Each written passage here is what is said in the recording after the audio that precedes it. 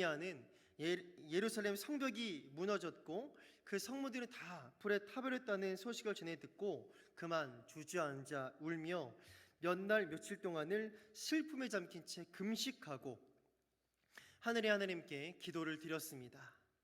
무엇보다도 느헤미야는 그 절망적인 상황 가운데 성문이 다 불이 타버렸고 예루살렘 성벽이 다 무너져버린 그 절망적인 상황 가운데 낙심하지 않고 하나님의 언약의 말씀, 기록된 말씀, 하나님의 말씀을 붙들고 기도하기를 시작했습니다. 그리고 아닥사스다 왕 제20년 오늘 본문의 니산월로 시작하는 이 2장 말씀은 그로부터 지난 1장 말씀이죠. 그로부터 4개월 정도가 지난 때입니다. 1장과 2장 사이에는 4개월이라는 시간이 흐른 거예요. 느헤미야는 예루살렘이 비참한 상황이 전해 듣고 행동부터 하지 않았다라고 했었죠. 그는 하나님 앞에 금식하며 기도부터 시작을 했습니다. 그렇게 기도를 시작한 지 4개월 정도가 지난 것입니다. 그리고 페르시아인들에게 새해를 시작하는 의미가 있는 바로 이 니산월에 하나님께서 주신 기회, 하나님의 때를 드디어 만납니다. 본문 2절 말씀을 제가 읽겠습니다. 왕이 내게 이르시되 네가 병이 없거늘 어찌하여 얼굴에 수심이 있느냐 이는 필연 네 마음에 근심이 있음이로다 하더라.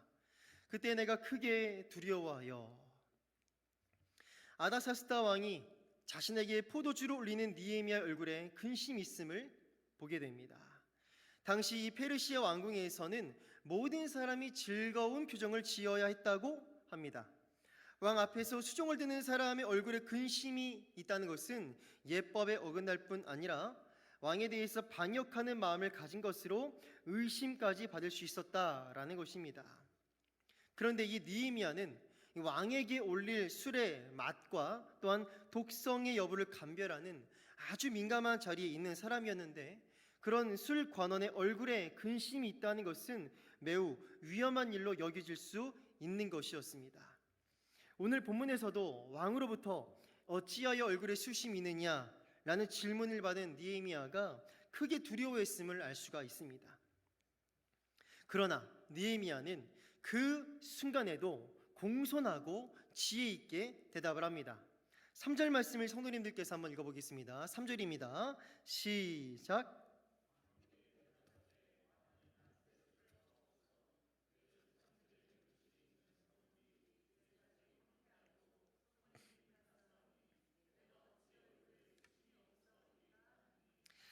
자칫 잘못하면 죽을 수도 있는 상황이죠. 그런 상황에서 느헤미야는 자신이 왜 슬픈 표정을 짓고 있었는지를 설명을 합니다. 바로 자기 주상들이 묻혀있는 성이 폐허가 되었고 그 성문들의 불에 다 타버렸기 때문이라고 고백을 합니다. 느헤미야는 여기에서 조상들의 묘실을 언급하는데 이 당시 조상들의 묘실에 대한 존중은 제국의 황제들에게 큰 관심거리였다라고 합니다. 즉 조상들의 무덤에 대한 이해가 깊은 고대 이방인 왕에게 바로 이러한 표현은 깊은 공감을 끌어낼 수 있는 표현이었다라는 것입니다. 그리고 여기에서 우리가 잠깐 짚고 넘어갈 것은요, 지금 이 느헤미야 앞에 있는 이 아닥사스다 왕은요, 전에 예루살렘 성벽을 무너뜨리도록 칙령을 내렸던 사람이다라는 것입니다. 에스라 4장에는 아닥사스다 왕이 예루살렘 성전 공사를 중단하도록, 그 재건 공사를 중단하도록 명령한 사건이 기록이 되어 있습니다. 당시 예루살렘은 성전과 성벽 재건을 통해서 회복을 도모하고 있었는데 그것을 시기하던 대적들이 아닥사스다 왕에게 고소장을 올렸고 왕은 그들의 말에 손을 들어주었던 것입니다.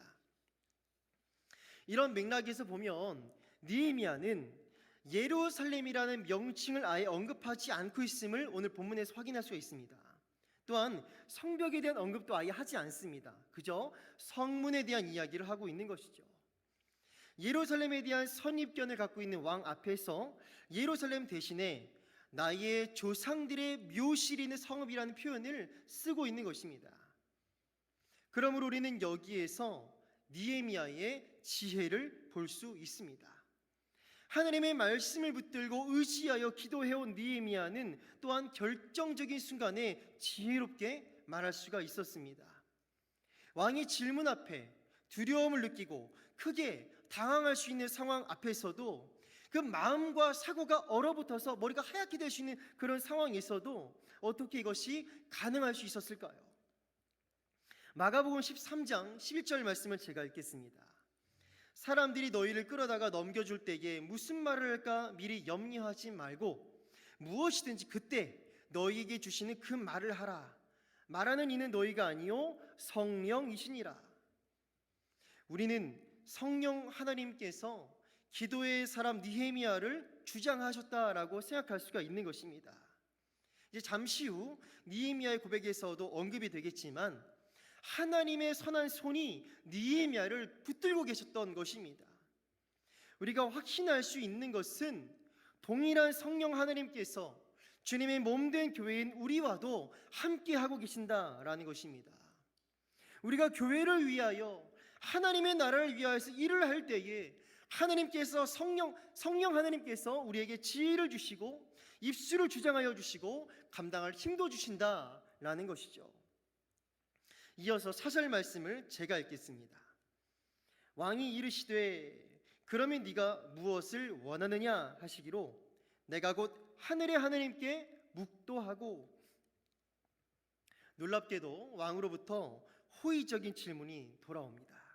그러면 너 뭘 원하니? 라고 질문한 거예요. 느헤미야는 바로 이 결정적인 타이밍에 하늘의 하나님께 찰나의 기도를 올려드립니다. 여기 묵도는 기도와 똑같은 말이거든요. 예루살렘의 피폐한 상황을 들은 직후에 바로 기도를 시작했던 이 느헤미야는 이 결정적인 순간에도 여전히 하나님을 의지하여서 기도를 하는 것입니다. 이런 느헤미야의 모습에서 이는 참으로 기도의 사람이었음을 우리가 알 수 있고 또한 지난 4개월여 동안 지속적으로 기도해 왔음을 충분히 짐작할 수 있습니다.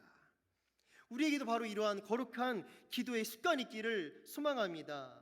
절체절명의 순간 앞에서도 바로 하나님이 떠오르고 기도부터 터져나오는 우리가 되기를, 그런 기도의 거룩한 습관이 있기를 소망합니다.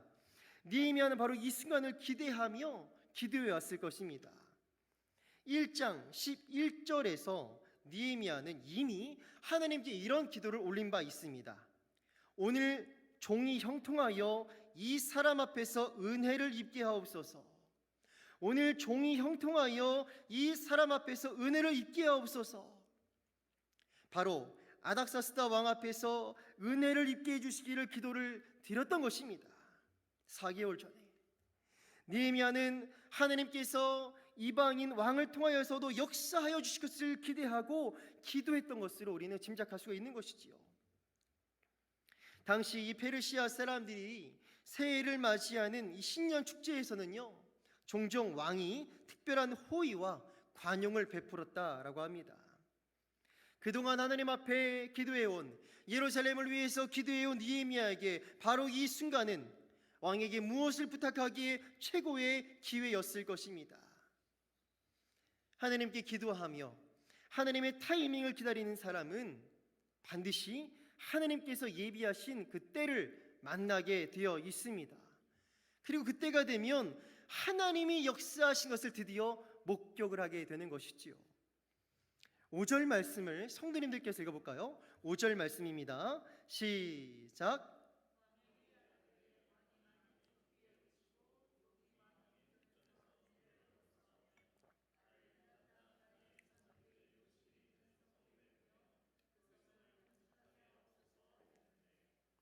순간적으로 하늘의 하나님께 찰나의 기도를 올려드린 이 느헤미야는 이어서 바로 왕에게 세 가지를 요구합니다. 첫째, 자신을 이 조상들이 묻혀있는 유다 땅으로 보내서 그 성을 다시 건축하게 해줄 것을 요청합니다. 5절에 나와 있죠. 그리고 유다에 도착할 때까지 무사히 통과할 수 있도록 이 유프라테스 강 건너편에 있는 총독들에게 보여줄 친서, 즉 통행증을 요구합니다. 이게 7절에 기록되어 있습니다. 끝으로 성전 옆 성문, 그리고 성벽, 그리고 자신이 살게 될 집을 만드는 데 필요한 목재를 요구합니다. 8절에 기록되어 있습니다. 이 마지막 세 번째 요구에서야 드디어 성벽에 대한 언급을 합니다. 우리는 여기에서 일목요연하게 정리된 이 느헤미야 요청사항을 볼 수가 있습니다. 느헤미야는 어떻게 이런 급작스러운 상황에서 일목요연하게 구체적으로 요청을 할 수 있었던 것일까요? 이는 느헤미야가 4달 동안 하나님의 도우심을 기다리며 기도함 가운데 또한 철저하게 계획을 하고 준비해 왔음을 짐작할 수 있는 대목입니다. 느헤미야는 기도했고 또한 그 기도가 이루어질 것을 실제로 준비를 하는 기도의 삶을 살아왔다라는 것입니다. 우리는 느헤미야의 이러한 모습 속에서 하나님의 타이밍, 하나님의 때를 기다리는 끈질긴 기도와 더불어서 그의 철저한 계획과 준비성에 대해서도 생각해 볼 수가 있습니다.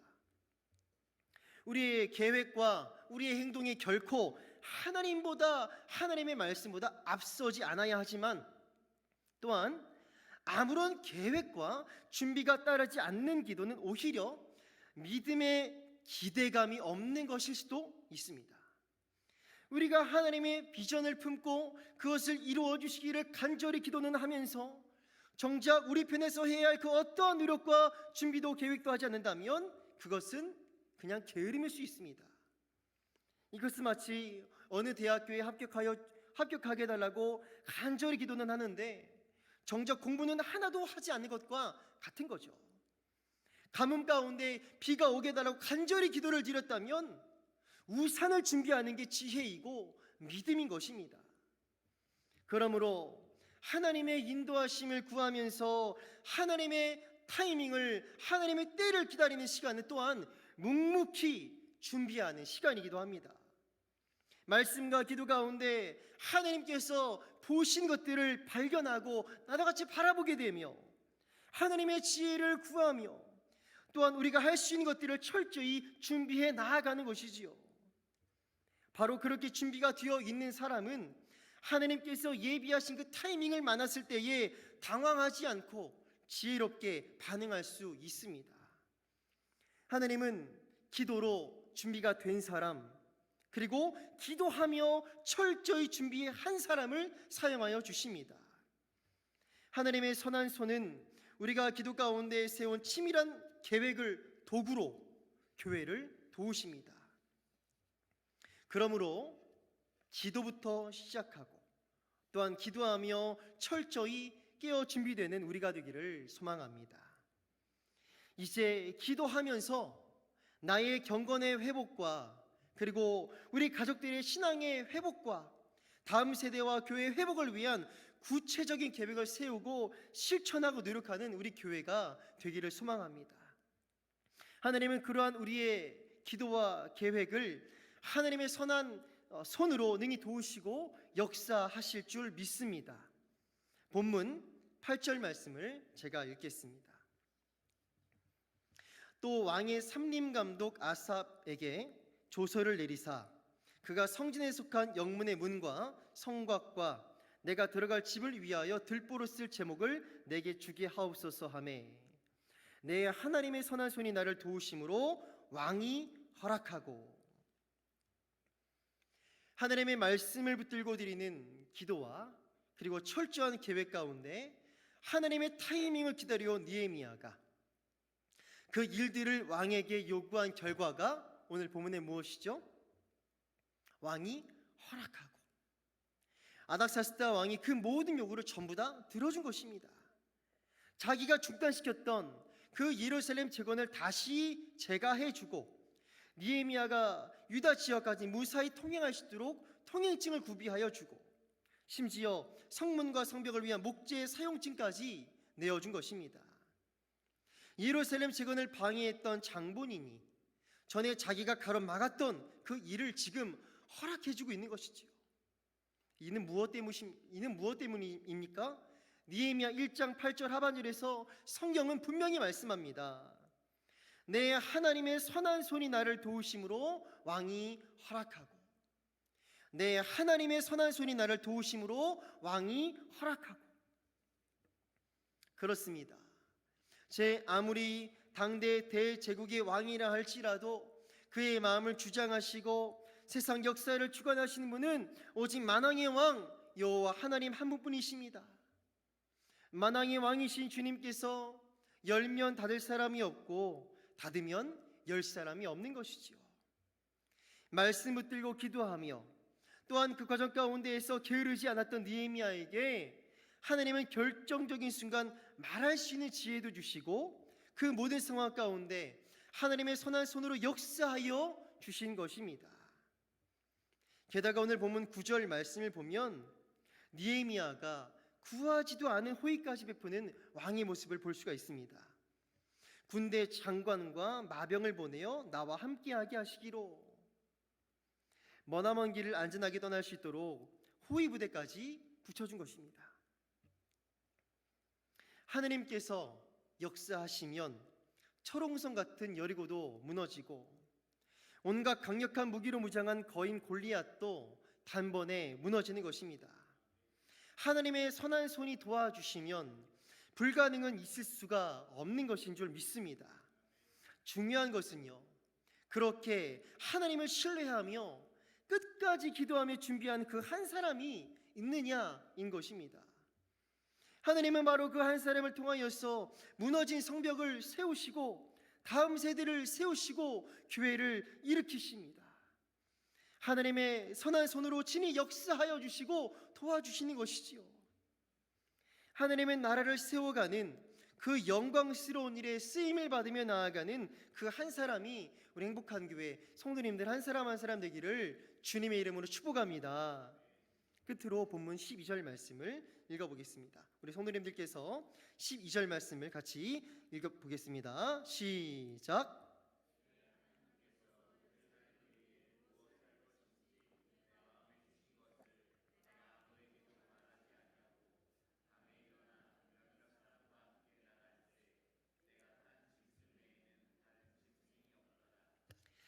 하나님의 도우심으로 드디어 예루살렘에 도착한 느헤미야는 3일 만에 이 순찰을 나갑니다. 폐허가 된 이 예루살렘 성벽과 성문의 상태를 확인하기 위해서였죠. 이때 느헤미야의 마음속에는 하나님께서 주신 그 무엇인가가 있었습니다. 그게 12절에 기록되어 있죠. 내 하나님께서 예루살렘을 위해 무엇을 할 것인지 내 마음에 주신 것, 내 하나님께서 내 마음에 주신 것, 바로 하나님께서 주신 사명, 하나님의 비전이 그의 마음속에 있었다라는 것입니다. 느헤미야는 자기 야망과 성공을 위해서 예루살렘에 온 것이 아니었습니다. 하나님께서 마음에 주신 것을 품고 그 비전을 따라 온 것이었습니다. 그렇기 때문에 그는 화려하고 편안한 페르시아의 수도 수산 궁전을 떠나서 다 폐허가 되지 방치되어 있는 예루살렘에 올 수가 있었던 것이지요. 할 일 많은 곳에 비전 따라 온 것입니다. 그를 움직이는 원동력은 하나님의 소명, 비전이었고 그는 그것을 자기의 사명으로 품고 기도하며 움직이는 사람이었다라는 것입니다. 이와 관련해서 우리가 여기에 한 가지 기억하고 갈 것은 비전이란 직업 그 자체가 아니다라는 것입니다. 비전은요, 직업 자체도 아니고 직급도 아닙니다. 그렇기 때문에 직업에 귀천이 있을 수가 없습니다. 비전은 그저 하나님께서 맡겨주신 자리에서, 하나님이 각 사람에게 세워주신 자리에서 하나님이 바라보게 하신 것들을 바라보고 하나님께서 마음에 품게 하신 것들을 내 마음에 품는 것입니다. 그리고 그 하나님의 부르심을 따라 움직이며 나아가는 것, 그것이 비전이지요.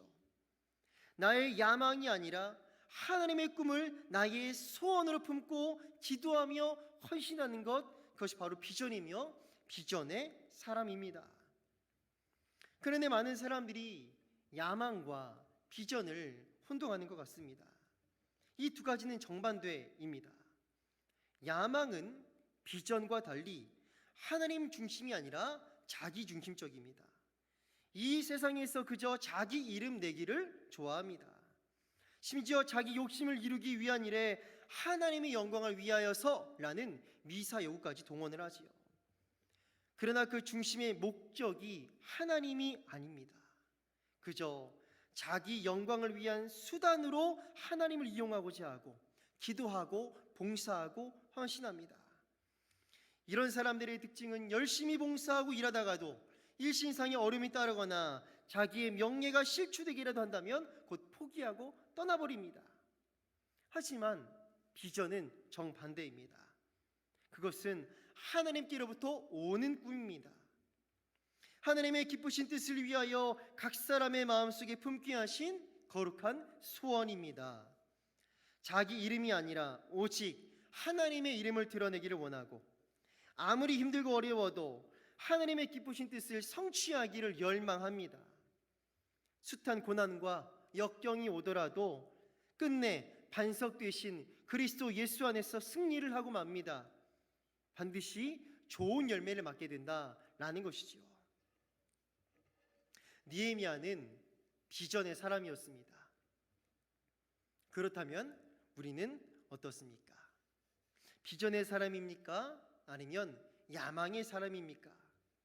만약에 교회 안에 있으면서도 야망의 사람이라면 이건 정말 슬픈 일이 아닐 수가 없지요. 그저 하나님께서 부르신 그 자리에서 하나님의 기쁘신 뜻을 내 마음의 소원으로 품고 기도하는 우리가 되기를 소망합니다. 그리고 하나님께서 일하실 것을 기대하면서 또한 철저한 계획으로 준비하고 노력하는 기도의 삶이 되기를 소망합니다. 바로 그러한 우리의 삶 가운데 하나님의 선한 손이 도우시고 역사하셔서 무뎌진 우리의 신앙을 다시 세워주시고 우리의 가정과 교회를 다시 세워주시고 하나님 나라를 굳건하게 세워가실 때에 하나님을 힘있게 찬양하며 간증하는 우리 행복한 교회 모든 성도님들이 되시기를 예수 그리스도 이름으로 소망하며 축복합니다. 아멘.